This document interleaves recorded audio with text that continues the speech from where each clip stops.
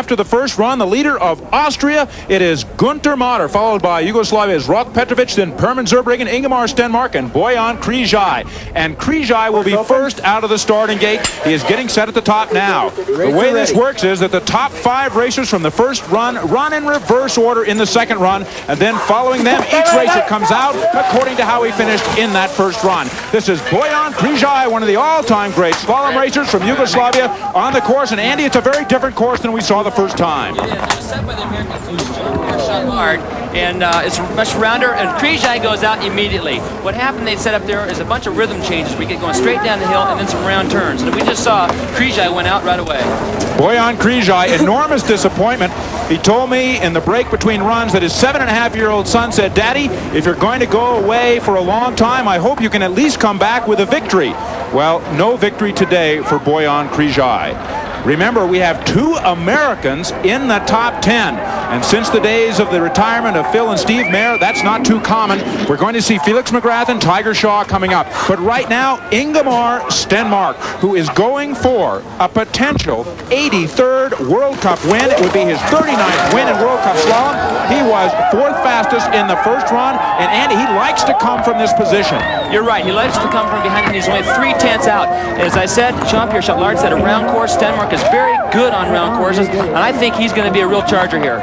Ingemar Stenmark in the Swedish colors there. The blue trousers, gold stripes. What a phenomenon he is. In the last years of his career, gold medalist in slalom, gold medalist in giant slalom. He has really done it all. He has, and consistently from year in and year out. Watch how close his feet go to the gate now. Down here it's set a little bit straighter so we can start cutting the gates off. Up on top you got to ski around as he did, and down there he got a little bit too straight, got a little bit wide, but I think he's having a pretty good run, Greg. 3/10 out, I don't think he's going to be able to catch Petrovic. It doesn't look like an outstanding run to me. Greg Lewis and Andy Mill here in Heavenly Valley, California. Stenmark, the first man to complete the second run. His time is 53.85. 53.85 for a combined time of 2 runs, 1:46.33. Now, will that time hold up? That is the big question for Ingemar Stenmark. He can only stand at the finish line now and watch and wait as the remaining racers come down and attack his time. And the next man to go for it will be Herman Zurbriggen. And this is Herman Zurbriggen at the top. Zurbriggen, 1 slalom win this year. Concentration and the big charge. Out he comes. Herman Zurbriggen, world champion in downhill, now going for a victory in slalom. A fantastic skier, especially in giant slalom in Super G. Last year in downhill, he won the gold medal in the World Championships. A talented athlete. Matter of fact, last year was the first time anybody has won every event since Jean-Claude Killy. Then this year, he's had somewhat of a poor season. Came on strong last week to win the first event of the season for his first win, which was a slalom. So he's skiing very well in slalom, Greg, and he's cutting those gates very tightly. He's having a good run. Knocking those slalom poles out of the way with punches reminiscent of Tommy Hitman Hearns last night when he knocked down James Schuler. Look at those gates fly out of the way of Herman Zurbriggen as he comes down. He is about 2/3 of the way. The sun is out here at Heavenly Valley, California for this Subaru Men's World Cup Slalom. And right now the time to beat is 53.85. That belongs to, of course, Ingemar Stenmark. And the time, 53.06. And we have a new leader here. It's going to be Herman Zurbriggen. His combined time, 1:45.45. And that will be the time to beat.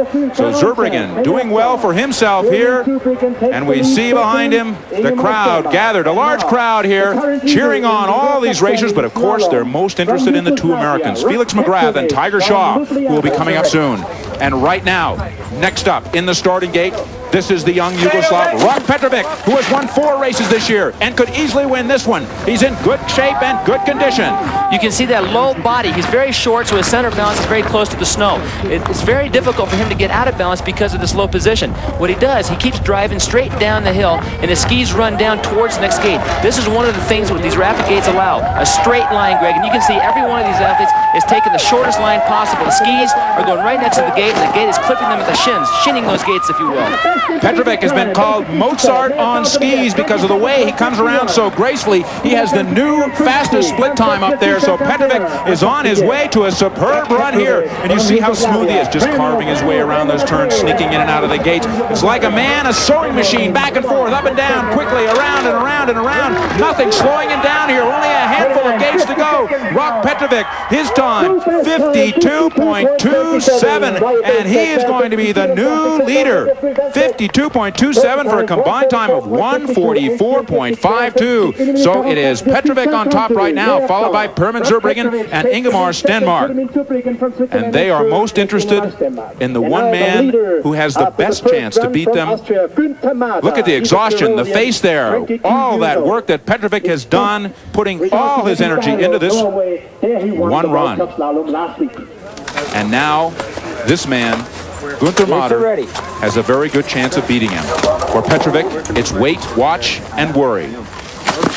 Günther Mader of Austria, the leader after the first run, is the fifth man out here. He started in the first run, number 18 out of the second seed. What a brilliant performer he's been, the first Austrian to win a slalom in 2 years. And now Günther Mader could be on his way to a second victory. Sitting back a little bit on the top, but he's carrying his speed very well. He's not getting wide on the course and cutting the gates very tightly. He's been skiing very well this year, as we mentioned earlier, from the 60s and 70s. He's made his way into the first group, which he'll first start skiing in when the new book comes out. Skiing 18th today, he's been very fast. But he's got to have an incredible run down here in the bottom, because Rok Petrovic is right now a 2.1 ahead of everybody, so he's got to fly.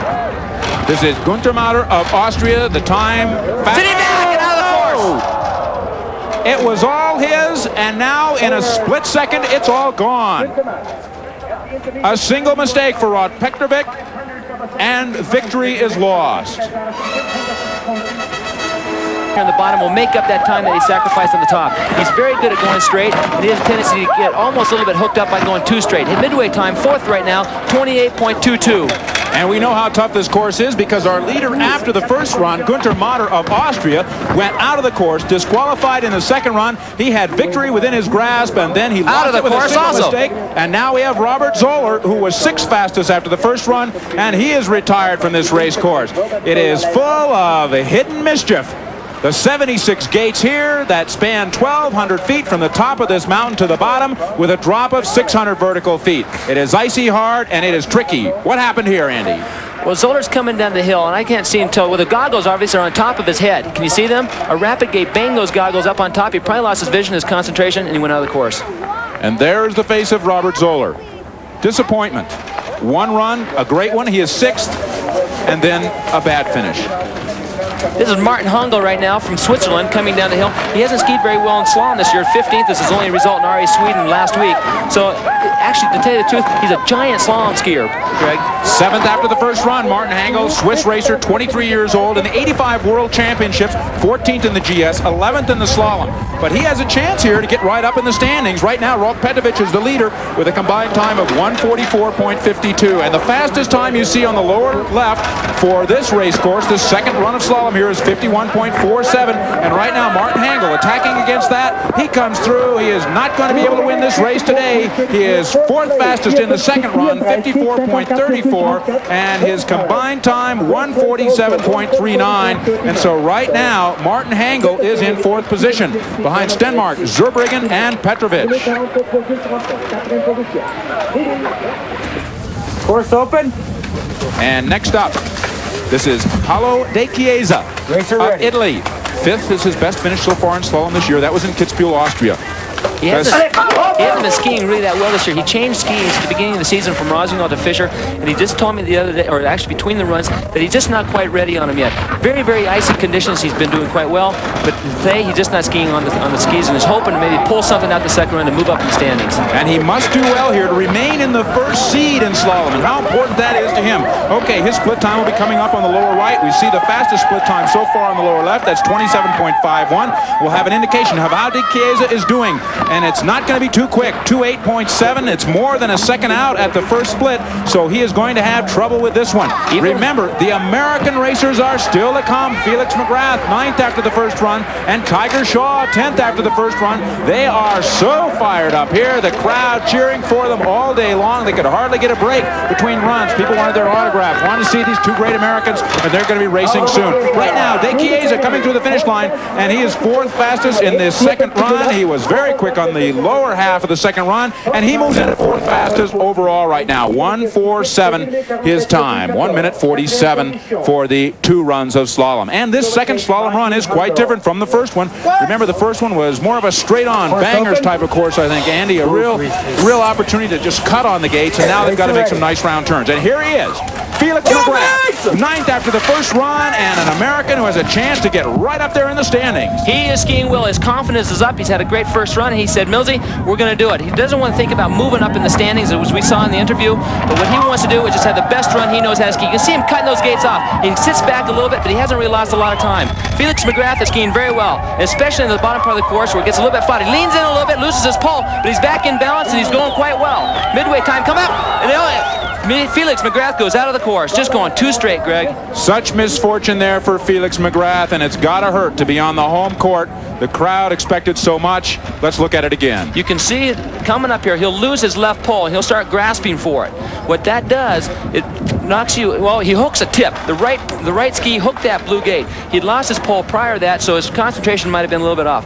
You just got to try to go as straight as possible. And Tiger Shaw, right now in 10th place, the American, he knows how to go straight and ski well, Greg. Well, he is going to lock out what just happened to his teammate Felix McGrath. Greg Lewis and Andy Mill here in Heavenly Valley, California. We now have Tiger Shaw on the course, 10th after the first run, and we want to remind you that we're going to be going to the home of the U.S. ski team, Park City, Utah, soon for the women's slalom there. More Subaru racing action. But right now, this all-important run for Tiger Shaw. Can he finish in the top 10 of this World Cup race here in Heavenly Valley, California? He's going to really be able to move up. A lot of people are going out of this course. He's not thinking about that. He's thinking about the time. The time differential between first and his placement is what he's really thinking about. You can see how close those feet are coming to the gates. The midway time coming up, he's a little bit slow, 29.12. He's in 8th place in midway. He's got to go straight down here, Greg, to pick up some time.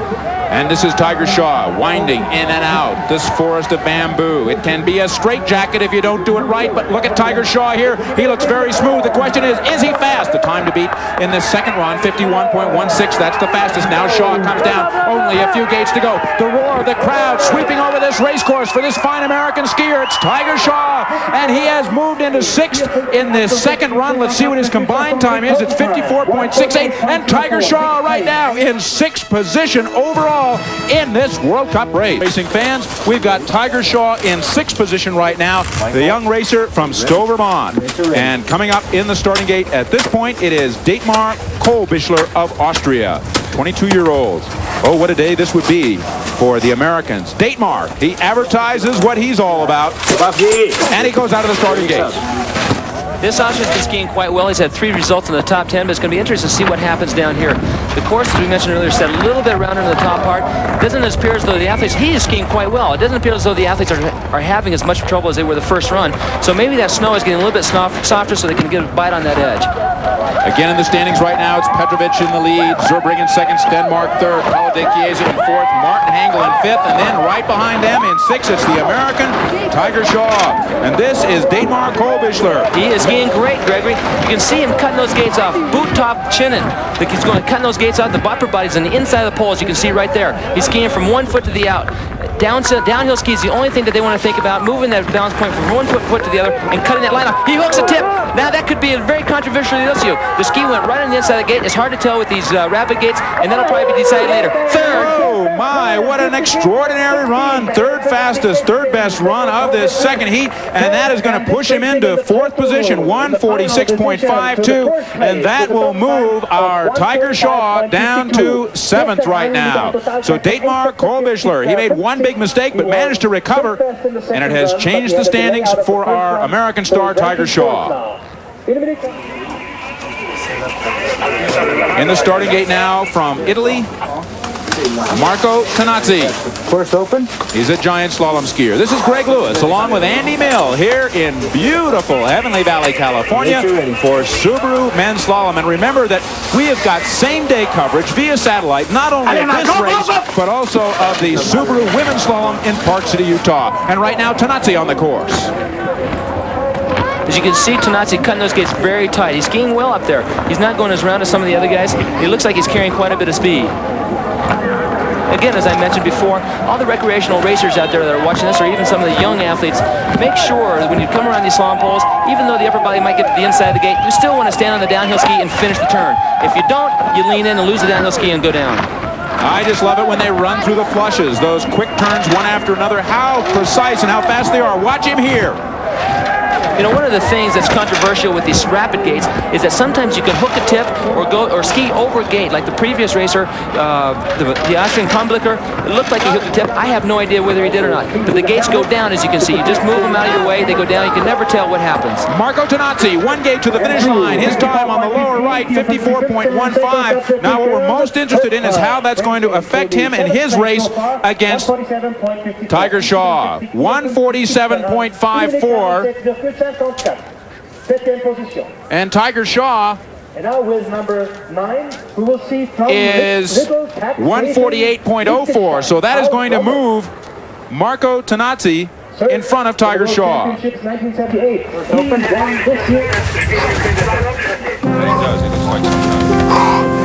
Next up, in that flashy pink and green of Liechtenstein, and you know when you see a guy wearing this, he's got to ski well. You can't go out there with that kind of an outfit unless you're one of the greats. This is Paul Fromelt of Liechtenstein. You got to be feeling cocky to wear a suit like that because obviously stand out in a crowd. But he can do it. He's been skiing very, very well all year. He's been first at Kitzbühel, third at Madonna di Campiglio, fifth again in 2 other events. The guy has just been great all season. He went through a slump the last 2 years, but he's really been coming on. And he is a big man. You see that he has his own style of coming down, and he is just hammering against those gates. He reaches out with his arm, slaps the gate to the side, sneaks his feet to the inside, and moves right on. This is Paul Fromelt of Liechtenstein. I think slalom skiing is a very colorful event. You can see the slalom pole hit his goggles off of his head, typical of a couple of other athletes that we saw come down earlier. And slalom, I think the change has been radical, but I think it's been good. I love the event. The slalom poles have changed everything. And I think and he goes down! What a misfortune for Paul Fromelt. He was in great shape, but one of those poles snapped out of the ground. It was uprooted, and it tangled between his legs. And so there was no way. Take a look at it again, Andy. Let's take a look. Coming down through the bottom section, of course, he's going very straight. One of the things that the hinges, the gate shouldn't come out of the snow, but I think right here it's going to come out. You can see it crosses his skis between both skis. He skis over it with the inside ski, and there's no way he can get by that. Paul Fromelt, 4 gates from the finish line.